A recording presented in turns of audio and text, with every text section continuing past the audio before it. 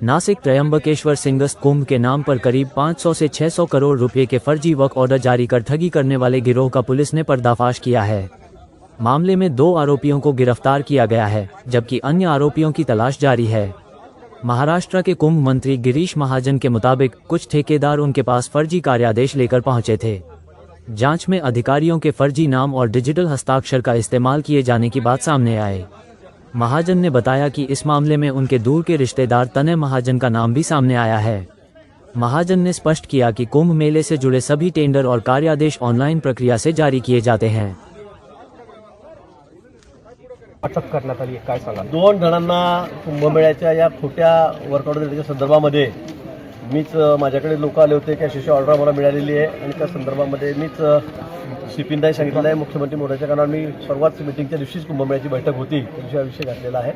आमचे आयुक्त आहेत, महसूल आयुक्त, ते कुंभमेळा प्राधिकरणाचे अध्यक्ष आहेत गेडाम साहेब, त्यांच्या सहीने म्हणजे डिजिटल सहीने हे सगळे प्रसिद्ध झालेले होते आणि मी त्यांनाही ती कॉपी पाठवली।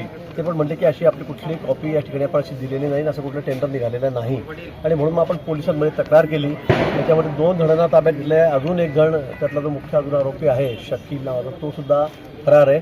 अजून 5-6 आरोपी याच्यामध्ये आहेत, त्यांचाही शोध त्या ठिकाणी सुरू आहे। त्यांची नावं साहेबांकडे त्या ठिकाणी गेलेली आहेत। ज्यांना वर्क ऑर्डर खोटे मिळालेले आहेत त्यांनी ही तक्रार पोलीस स्टेशनला नाशिकला केलेली आणि सीपी साहेब स्वतः लक्ष घालतायत, त्यात एकाही जणाला सोडायचं नाही। हे असतील आरोपी, त्यांना सगळ्यांना ताब्यात घ्यायचं आहे। ज्यांनी हा गंभीर गुन्हा आहे, 100 कोटीच्या 150 कोटी रुपयाच्या बोगस वर्क ऑर्डर या त्या ठिकाणी छापून, घरी छापून त्या ठिकाणी दिलेल्या आहेत आणि म्हणून म्हणतो हा अतिशय गंभीर गुन्हा आहे। याच्यामध्ये कोणालाही सोडलं जाणार नाही। जे जे दोषी असतील त्यांच्यावर अगदी कठोर आणि कडक कारवाई केली जाईल, कारण यापुढे असं कोणी करणार नाही। नुसत्या कुंभमेळ्यातच नाही तर इतर ठिकाणी होण्याची शक्यता आहे। वर्क ऑर्डर बोगस घरी छापून घ्यायच्या, लोकांना द्यायच्या, ही फसवणूक आहे। 420 आहे सगळं आता। म्हणून मला असं वाटतं की या संदर्भामध्ये कडक कारवाई होईल, पोलीस त्याची चौकशी करतात। भाऊ, या प्रकरणामध्ये जे 3 लोकांचे जामनेरमधून अटक केलेले आहेत, ताब्यात घेतलेले आहेत, त्यापैकी ते तिघ भाजपचे कार्यकर्ते आहेत, काही त्यापैकी आपले नातेवाईक असल्याची चर्चा सुरू आहे। नेमकं एक माझा दूरचा नातेवाईक आहे, पण तो फार वाया गेलेल्या सुरुवातीपासून पूर्वी पण त्याच्यावर अशा पद्धतीने गुन्हे दाखल झालेले आहेत। काय नाव होते? तनय महाजन या ठिकाणी म्हणून कार्यकर्ता नाहीच आहे तो, पण तो फार गॉन केस आहे हे सगळ्या गावाला माहिती आहे आणि म्हणून त्यांनी आणि 2-3 जणांनी मिळून अजून 3-4 जण याच्यामध्ये आहेत। त्यांची नावं सीपी साहेबांनी मला सांगितलेली आहेत, त्यांच्या तोंडून सगळी निघालेली आहेत। मला वाटतं 7-8 लोक यामध्ये सापडतील अशी शक्यता आहे। त्यांच्यावर अतिशय कडक कारवाई केली जाईल।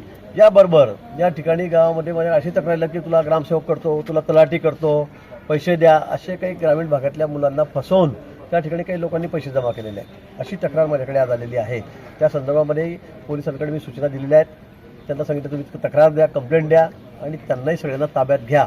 अशा पद्धतीने गरजू आणि गरीब मुलांची जे फसवणूक करतायत, मुलं शेत्या थोडेफार 2-4 एकर असेल ते गहाण ठेवतात, त्यांचे पालक वाटेल ते बिचारे त्या ठिकाणी पैसे काढण्यासाठी काय काय करतायत आणि असं करून त्यांची फसवणूक होते। नंतर त्यांना पैसेही परत मिळत नाही आणि हे बहादर पैसे करून फिरतायत। त्यांचा सगळ्यांचा आता बिलकुल बीमोड करायचा आहे, त्यामुळे याच्यामध्ये कोणालाही सोडलं जाणार नाही।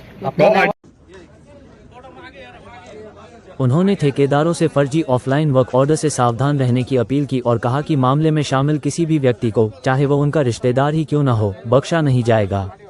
नासिक से संदीप द्विवेदी की रिपोर्ट।